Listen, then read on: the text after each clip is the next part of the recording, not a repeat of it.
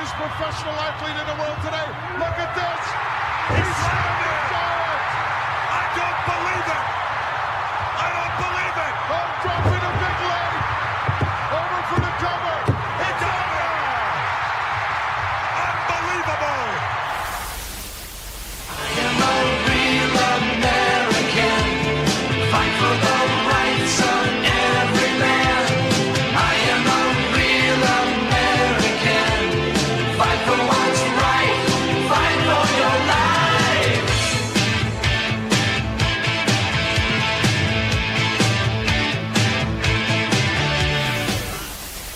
Hey, you're stealing my gimmick. Give me the mic.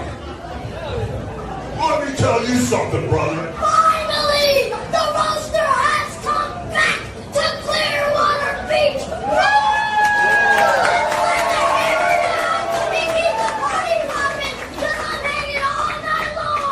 Run wild on you, brother.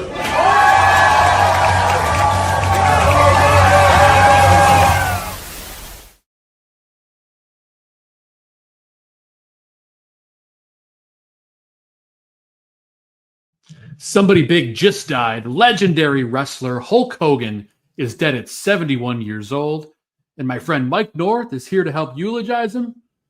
Mike, a real American and Hulk Hogan gone far too soon. Wow. I mean, when I conceived of this show, I didn't know we'd be going on our 13th death in the last month and a half. Crazy. I mean, Ozzy Osbourne yesterday. Michael Madsen's gone this month. Connie Francis. I mean, things are getting ridiculous. I'm getting profitable, but ridiculous. Ridiculous. I mean, we're talking, we did an honorable mention on Chuck Mangione yesterday. And we're doing the best we can, and we always come out big time, and we swing the ball bat and hit home runs for our sponsors. Cumberland Chapels, ladies and gentlemen. There they are, 8300 West Lawrence Avenue. You have to plan a funeral. You want professionals. You want it clean. You want everything done right. You want your family served with dignity and grace. Cumberland Chapels. Are you kidding? There's nothing better. They have plenty of parking, plenty of amenities. There's recent services they've had there. This store changes quite a bit. Being born, you're born to die eventually, and then more people are born and then more people die. There's always going to be a place for an outstanding crematorium, funeral service, and anything else you may need at Cumberland Chapels, 8300 West Lawrence Avenue in Norwich. And then we have Pennyville Station, which is in Park Ridge. Pappy Land was down the street. I was only a couple miles away at Park Ridge at one time for 22 years. And the street never buzzed. Well, it did when I was out, but the street never buzzed like in Park Ridge the way that it's doing now, especially on Main Street. You have bars, you have wineries, you got everything going over there. Restaurants, and you got Tony Antonacci leading the charge. And he's got a brand new place coming up soon, right there on the same block at the end. But right now, Pennyville Station, the drinks, the pasta, the food, the libations, the women. Yeah, there's women there, couples. You bring your wife there. Safe, nice, serene Cumberland Chapels and Pennyville Station, ladies and gentlemen. Yeah, they're both serene. Anyway, Hulk Hogan, I guess I got to get the particulars out of the way. His biography, once again, we could do a 3-hour documentary on this guy. What a life. What a life. He was born, he's an Italian man, not surprising. There he is when everybody wanted to probably go, I don't know, this guy might be a pushover. Andre the Giant right there with Hulkster. He was born Terry Bollea, August 11, 1953 in Augusta, Georgia. I was in the service in Augusta, Georgia for about 4 or 5 months. Rough place. He dies July 24th in Clearwater, Florida. Professional wrestler, television personality, actor, entrepreneur. He was active from 72 on.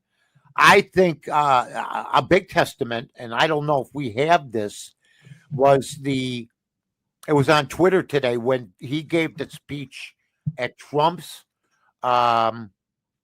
convention speech. He came out and he got a bigger ovation than Trump did. And that's hard to do unless you're an icon. unless you're an icon. I mean, Trump goes to his rallies or to the GOP, and his applause was blinding as usual because he's an entertainer. He's a showman. But when this guy walked out and he ripped off that shirt, ladies and The gentlemen, picture is about to come up here, Mike. I got it in the slideshow here. good. This is going to be great because he came to the Trump thing, and then he ripped off that shirt. And There that, he is. you know, everybody talks about Elon Musk taking Trump to the next level. How about the Trumpomaniacs and the Hulkamaniacs coming together? How many people did he drag over? How many kids from the 80s and 90s that grew up with Hulk Hogan who are now in their 40s and 50s Oh, I'm sure. saying to themselves, you know what? I loved this guy when I was a kid. If this guy is coming out for Trump, I think I'm going to vote for him. All of a sudden, Trump was winning the demographics, the young demographics. And, you know, people were just giving certain people credit, including Elon Musk, who deserved a lot of credit. But I think Hulk Hogan coming out at the right time as usual and being an entertainer at that point was as big for Trump as anything. He was, they say he was a pro wrestler first. He was. But my wife, Bibi, trust me when I say this, wasn't a big wrestling fan. But everything stopped if Hulk came on something. And he was greatest underlips in Rocky 3. I'm glad you brought that up. I did pull a clip from All right. that, Mike. Here we go. So here we go. Hulk almost like Hogan and Rocky 3. It's almost like this show's planned. Let's hit it. Thunderlips is here. In the flesh, baby. Oh my God. The ultimate male versus the ultimate meatball. No, I'm not yet. Not for the meatball. I'm not done him yet, boy.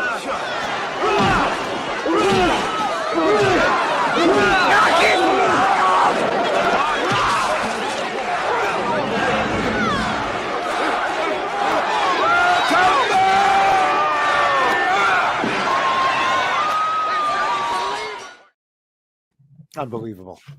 What a play. And Sylvester Stallone's outstanding. And he's a big dude. He's not huge. But I mean, he's an imposing guy. He came up to his breasts, you know. Hulk makes him look tiny. Yeah. You know, I got to stress this. When I was a kid growing up, a lot of my heroes were movie stars. Roy Rogers, cowboy star. Loved him. The Lone Ranger. Loved them. Comic books, Superman. We didn't have the movies yet. We had the TV show. John Wayne. Okay. Rocky Marciano, sports heroes I had. Ernie Banks, Nellie Fox. But we had all sorts of heroes, and we didn't have a lot of anti-heroes. And I think that what's missing today is somebody like Hulk Hogan. But the kids in the 80s and 90s, they were crying today. They were crying. There's no way you were looking at some of this stuff and you weren't tearing up a little bit and seeing what a guy from Augusta, Georgia became. Look at him pick up this man. This man was a huge man, Andre the Giant. And I mean, that there had to hurt. You know, I don't care what. Oh, yeah. You see Andre the Giant's head get throttled. The man went through like 28 surgeries. He put his body through so much. Now, I'm going to be honest with you. My favorite guy was not Hulk. I loved Hulk. My guy was the Macho Man. Oh, yeah. Oh, yeah. I'm going to tell you something. And Mean Gene Okerlund was fantastic. The WWF, WWE, the NOW, anything you want to call these guys. It all began with Hulk Hogan, Macho Man, earlier days, Paul Orndorff, other people like that. But, you know, Randy Poffo, which was Angelo, which was Macho Man's real name, from there, and the Hulkster made a good team. They really did. This guy made adults watch. You know, wrestling used to be a regionalized sport, ladies and gentlemen. Yep. You had here, I watched wrestling in the 60s. My guys were the Bruiser, the Crusher, the man with the claw hold. Who was he? Baron von Raschke, the Vachon brothers. I mean, this is a beautiful picture here. This kid looking up to an adult. How often do you see that now? I mean, you're seeing a lot of kids that are seeing adults behave badly. And we had a guy that was a megastar like Hulk Hogan, an icon, tell the kids, drink your milk, eat your vitamins. I had that as a kid growing up. And that's where I think we're going to miss Hulk a lot. Avoid it because if anything, after COVID, Joe, I think we Yeah. need another Hulk Hogan type guy, but this guy's one of a kind. It's not going to happen again. So somebody's going to have to come up and fill a void, but this is too big a void to fill, don't you think? I do agree. It's a tough void to fill. The only person that I can think of that could even kind of potentially fill the void is John Cena, kind of that same vibe a little bit. Yeah. But then again, you know, He doesn't have the reputation, I'm sorry to say, completely. oh, as you're America- 100% as America right. first. He's got a job, and I like John. I do. He's got some good messages out there, but he's had issues. He's had the Chinese issue and stuff like that. He's not. I think Hulk Hogan is much bigger than John Cena, and John. I agree. Oh, I totally agree. I'm just but I agree with you. I agree. John Cena's one of those guys, but and he's attracting. Like he makes movies, and he's doing a lot of things. But Hulk Hogan started it all. I mean, 100%. like I said, wrestling was a regional sport. You had different regions. You had Minnesota region. You had the New York region. You had different wrestling shows. Hulk Hogan used to wrestle 200 shows a year. He used to wrestle more than one show a night sometimes. So, the early days were not the easy days. He became the face of pro wrestling. But to get there, I mean, he came under different names. But when he was on TV, you stopped. You stopped. Because you had to. I'll give you a perfect example. I've interviewed them all. I've talked to them all, from Frank Sinatra to people like, from Carlton Fisk to Pete Rose to Walter Payton to Harold Ramis to Don Rickles I've talked to them all. Then Hulk Hogan comes to the station, and I think I want to see 96, 97. I'm a young whippersnapper still. I'm in my 40s. You sure are. At the time, I think I got, I might be suffering a little tinge of a hangover that day. Hulk Hogan came to our station and spent 4 or 5 hours there that day. And he had lunch with me and Dan Jiggets and John Suttress and people like that. And I remember we ordered food from a place called Sabatino's, which was on Irving Park Road. Oh, yeah. And it's closed now. But he goes, well, brother, we got I wanted to take him out because he had his regalia on it. I mean, I wanted to go to one of the local bars, would walk in with Hulk Hogan and just see. It doesn't get better than that. To see the expression on their face, but his people kept, no, we got to go. We got to go. Anyway, ended up staying 4 or 5 hours at the place. They were great. And he walked down the hall.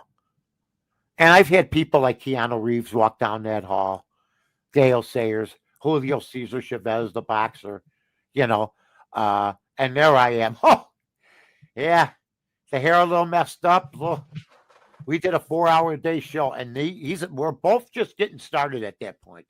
And he couldn't have been a nicer man. And when the only person I've met that has that aura about him was Michael Jordan. When he walked into the station, a pin could drop. It was Hulk Hogan. And it was unbelievable. And I got to spend the part of mostly of the day with him. And what a nice man. And that's where, the stars used to have to come to the stations because you didn't have this. Now they got this. Yeah, now it's all remote.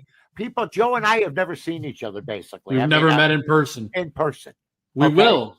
We will, and we've become close friends. Like this, though. So I can see why the kids are screwed up right now.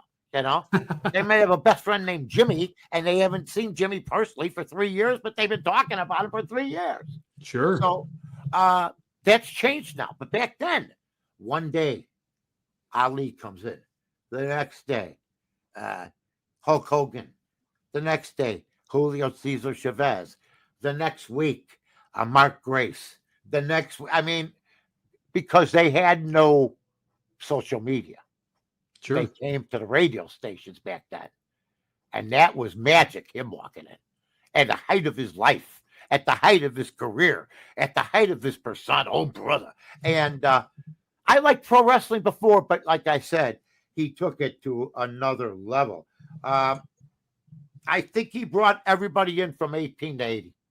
I think he put fannies in the seats. I don't think sure anybody did. will put fannies in the seats like he did again. And I think when you paired him up with certain people like Bobby Heenan or Andre the Giant or Diamond Dallas Page Ric Flair. or Ric Flair came out with a statement, he could barely talk. I mean, they were close.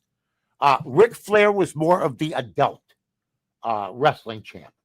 You know, Ric Flair was the cocktail set, where Hulk Hogan was the cartoon guy, the guy with the cartoon for the kids and the wrestling for the kids and the milk and the wholesomeness of America. They were two different champs, but they loved each other, ladies and gentlemen. The guy dies at 76. A lot of great stories about him, a lot of great things. He did have some controversy.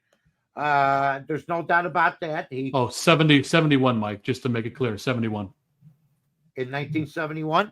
No, he died at 71. Oh, I said something different. Okay. Yep, just saying. It's all good. Okay, good shot. But he had some issues too. He went back and forth between. I think what happened with Hulk is he didn't have I think for a while there he had a permanent home, and then he started jumping from conference to conference to conference. Yep, he was in the WWF. Then it was the WCW. Yep. WWE. Then WWF eventually became WWE. Yeah, and then his return to NJPW, and then his third return to WWE. That's where I think things start to get a little confused. Then he goes from the good guy to the bad guy. And that's a world famous wrestling trick pro wrestling trick from the 50s. But I think that Hulk started jumping scripts too much. I think in a way, I liked good Hulk better than bad Hulk. I don't know how you felt about that. I agree. I thought that when I think as an entertainer, and I've been there, you want to change up a little sometimes. And sometimes you change up to something that you shouldn't have changed up to, and you may stay with it too long. And I think that's what he did. I think he became a villain. That turned everybody off. That's the guy with the white hat. All of a sudden, he's riding with the Macho Man's turning on us, who we loved. We had two of our guys kicking the hell out of the bad guys. And then they joined the bad guys because the bad guys maybe weren't good enough. Our people were bored, and they had to change the storyline, which I couldn't stand when Vince McMahon did that. Vince McMahon was huge. I heard today Diamond Dallas Page talking about what Hulk Hogan meant. I saw that too. Yeah. He's in tears because Hulk Hogan said, "You stay cool, brother. Keep doing what you're doing. Someday you and I are going to get together." Well, that's all you have to hear. Hulk Hogan saying that. And then Bischoff was on today on TV. Yeah, people, I do my preparation. This ain't just a walk through the park. And he's the guy to put all this together. And lo and behold, Hulk Hogan sees Diamond Dallas Page and he goes, "Hey, brother, remember me?" And he takes him into his fold and then changes his whole life. That's the kind of guy Hulk Hogan was. He also had a feud with the Aces and the Eights. You know, just things got a little bit confusing. He made his fourth return, Joe, to the WWE. Then he had the racism scandal, where I think the guy was the racial slurs. Yeah, you know, it was a tough time, and you know what? He didn't come out for Trump until he finally had enough after the first assassination attempt on Trump. But I also think that Hulk never came out for, in other words, conservatism or the way that he felt about America because he was afraid of being blackballed himself. And I think he jumped at the right time, as we can see. He departed wrestling. Then he makes his fifth return to the WWE at 218 to 225. I got to tell you right there, I lost interest. I don't know where you felt, but you know, maybe I was getting too old. I stopped watching wrestling at that point. I think the Hulkster basically turned out with me 2006, 2007. I think after that, I read about him or his problems or issues and stuff like that. His big days were the 90s, 2000, early 2000, don't you think? And 80s. For sure. And 80s. You Well, know? and then and in the late '90s, there was like some sort of sex tape that came out that was a whole big He scandal. sued for that. That was great you brought it up. That came out too. That hurt him badly with the public, no doubt about it. Big time, Wrestling's big time. pro wrestling's still a sport for kids. I mean, their demographic is, if you ever go to see the wrestling on TV, you get 93,000. I wonder how many of those 93,000 were people under 25 years of age at that time. Mhm. You know, and you're going to WrestleMania and stuff like that. Go ahead. No, with what we talked earlier about Ozzy Osbourne having a reality show. This is a guy that had a reality show as well. On the other side of the spectrum, I don't think his reality show was any good. I never watched it. I never found interest. I guess he's with a it's not different good. wife. People are taking shots. They said his second wife, I guess he was married numerous times. His second wife was the wife that should have stuck with him. She's the one that was more responsible about him taking care of his body. There's no doubt he took his body to the limit. He had multiple surgeries in his life. His Wikipedia page, you could just judge how great a man was by getting his Wikipedia page out. He was married to Linda Claridge first from 83 to 2009. Jennifer McDaniel was the girl that Bischoff was talking about today from 2010 to 2021. And then Sky Daly marries him like 2023. And then things just didn't get better for him. His health started to slip and stuff like that. And just a tremendous loss. Yeah. He had problems with he was worth $30 million. The problem was he should have been worth $400 million. They said he blew 300 just on lavish lifestyle alone. But I mean, okay, you still got $30 million bucks left. You know what I mean? So it's not here's like the last picture. Sorry, Mike. Here's the last picture of him ever. You can just see it in his face. Was that the night before? That was the day before he died. Yep. Yeah, he's all red. His eyes are bloodshot. It's like he's looking to the heavens. You know, guy's bending down. Yeah, he's on his last legs. I guess what happened is he had cardiac arrest at his home and collapsed. So I don't know if he hit his head. That's what happened to a friend of mine. He had a heart attack, but the fall, he hit his head on a dresser. It killed him. The fall killed him, not the heart attack. And I don't know what the autopsy fed with Hulk Hogan, but it was unexpected. But then it wasn't when you see what guys like Ozzy Osbourne put their bodies through, as I talked about yesterday. For sure. And what Hulk Hogan had put his body through. So and if you guys see it on the internet, don't watch it. There's some clown that was outside of Hulk's house recording it when they took his body out. Like just let the guy be in peace. I mean, I don't understand that. Yeah, that's pretty tough. But that's part of the business. He did acting too. Oh, sure. Reality TV, bad. Hosting, Had his own line of beer. Yeah, the Great Real American Beer. Good stuff for people. He did really well with that. Fox News helped him promote that when they. Oh, and now after his death, Mike, I saw on the news today, sales of that beer are skyrocketing right now. Of course, and he's on the can. I mean, it's music and radio, merchandising, video games. He was like, I'll give you the guy that was my hero growing up, and he was as big as Hulk Hogan, folks. I never want you to forget it. He had pinball machines, lunch boxes, motorcycle. Evil Knievel was as big as Hulk Hogan. I could promise you that. He took up Saturday TV all day, just getting ready to jump over 30 buses, dressed up like Captain America. So everybody borrows from somebody. Everybody borrows from somebody sometime. I did my Dean Martin, but Evil Knievel, showman, entertainer. Hulk Hogan, showman, entertainer. And maybe the greatest of all time, in my opinion. One of the greatest. He's in there in the team photo. Took a wrestling format, just like Evil Knievel took motorcycles, and made them one, made them larger than life. Joe, looks like you're trying to pull something up. You talked about merchandise, Mike. I found an Evil Knievel lunchbox. I got the chills. Hi, you got some. What do you have? About 30 cars in your lot? I'll jump over them. I mean, there were actual kids jumping over milk crates with their bikes with planks back when we were kids. So I salute to not only Hulk Hogan, but to all the daredevils out there. Hulk Hogan was a little bit of everybody. He was Mr. America. He was a hero to the kids. We need somebody new. Can I step in? I don't think so. Can Joe step in? Maybe. But I'll tell you what. We thank our sponsors, Cumberland Chapel. We thank Pennyville Station. Hulk Hogan was covered, folks. This is one of the times, you know what?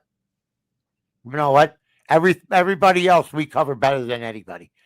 I give the networks and other people credit. They finally gave somebody their just due. And why not? After Michael Jordan, this guy's the biggest guy that I ever met, Hulk Hogan. Good night, everybody. Good night.